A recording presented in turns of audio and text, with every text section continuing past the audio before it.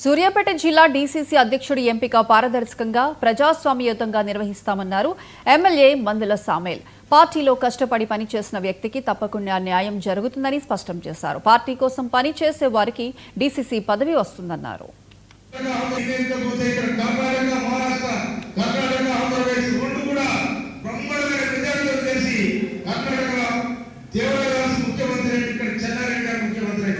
అంటే కాంగ్రెస్ పార్టీకి ఇందిరాగాంధీకి అంత చరిత్ర ఉన్న నాయకురాలు ఇందిరాగాంధీ.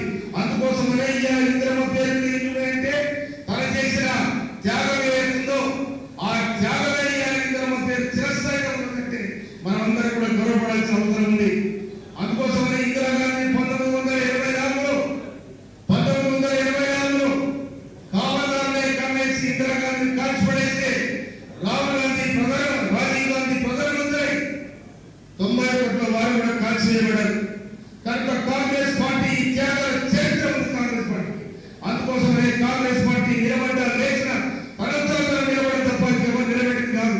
అందుకోసమనే ఇవాళ మతవాద ఛాందసవాద విధానాలు భారతదేశం మొత్తం అనుకుంటా ఉన్నాయి.